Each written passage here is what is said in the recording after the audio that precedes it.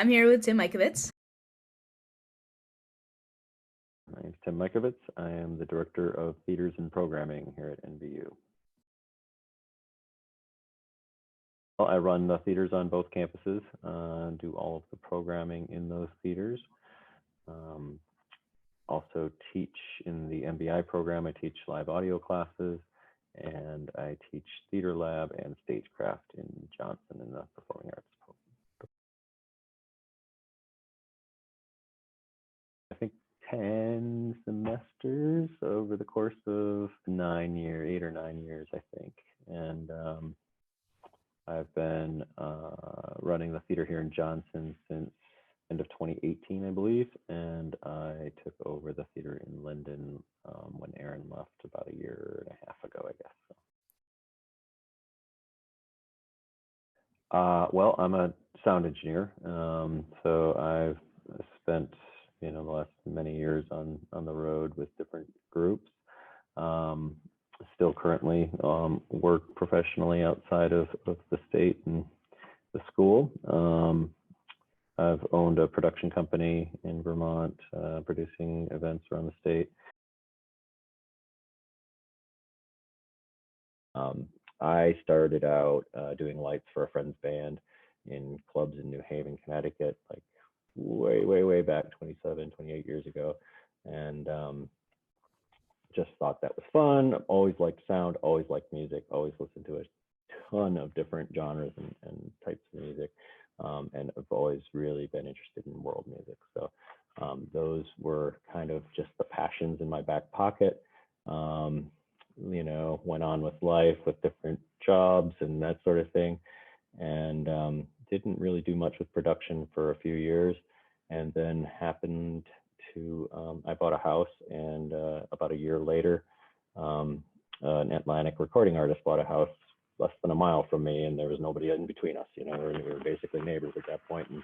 And we started hanging out, and I started working with him. He had built a studio in his house, and started working in that with him. And then we went on the road, and I pretty much caught the bug at that point, and found my way in.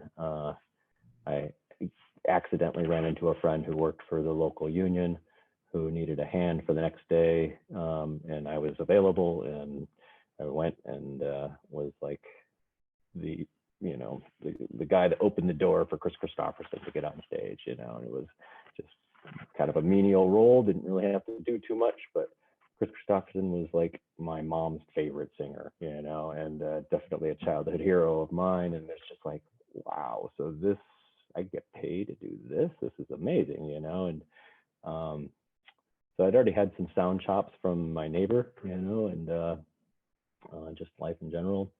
Like, I know what music should sound like because I've always listened to so much of it, So I quickly was able to make a profession of it, and got a journeyman's card and full-time job at a performing arts center. And then, from there you get picked up to go on the road and that sort of thing. So.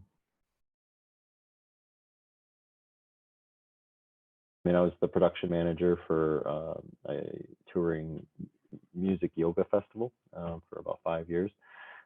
We toured North America and produced shows in pretty much every state. Oversight of dozens of shows around the country over the course of the year.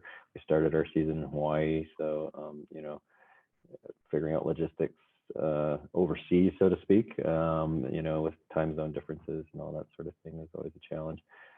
Working on islands is always a challenge because of the limited resources, but it was a great place to spend the latter part of February every year for sure.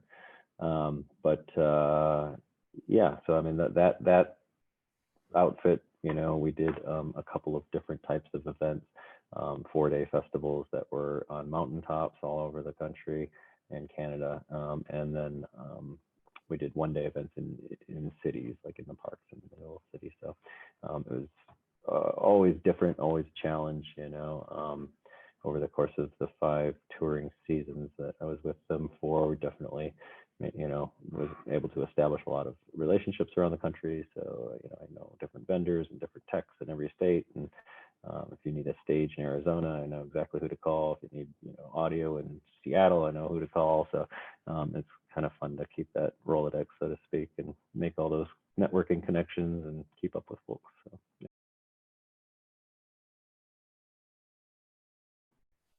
No, I don't think that most do. There's always one or two that make the most of their connections and really kind of push for those internships and get their foot in the door. So yeah, there's a few that do all the time, and then it's always changing.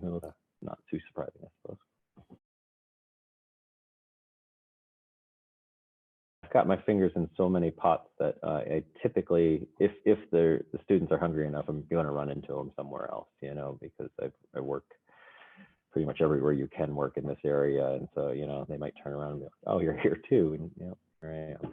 So yeah, I think I see a small number of them, more than just the classroom. I think so.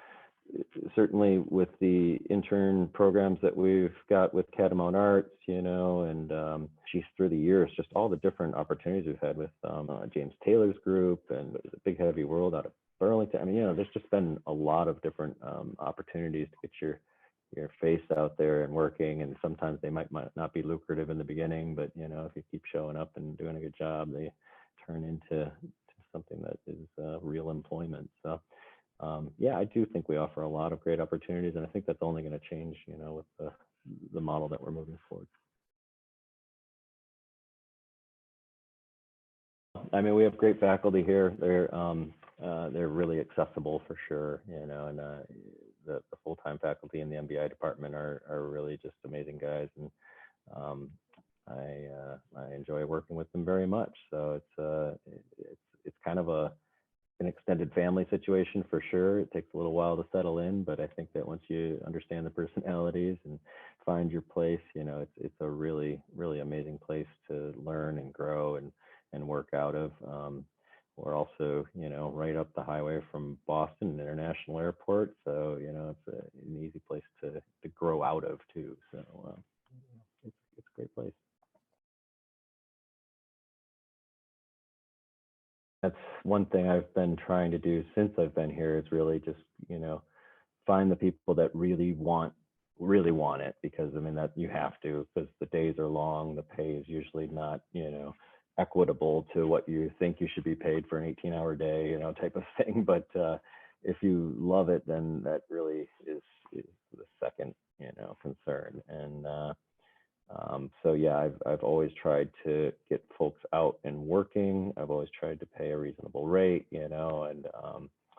uh, and then as they prove themselves, gain skills, et cetera, then they can, get picked up for other things. But I mean, it happens naturally. It's not like I have to be the guy that, brings you on or anything like that. I mean, if you get out there and work hard, pay attention, listen, communicate, like all those basic things, and also network, I mean, because that is how the industry turns, and so it's like when you're on that gig, you don't sit on your phone in the corner, you get out and talk to the touring engineer, talk to the, all those folks that are out doing what you want to do, find out their stories, insert your name in their head. And then the next time they're looking for somebody, they're gonna be like, oh, I remember this cat, I worked with her here, or I worked with him there. And they were so awesome. They were so present all the time. And they were, they wanted to do a good job and they did great work. And that, you remember those folks because that is the upper 10%, and it's like, and so then when you want somebody to tour,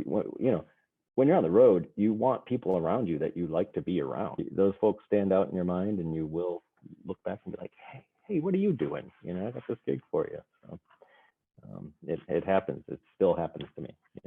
People that I've worked with 10, 12 years ago call me up. Hey, you got any free time? I got this great gig. It's like, I haven't talked to you in 5 years. How you doing? But, it's just a matter of making those connections.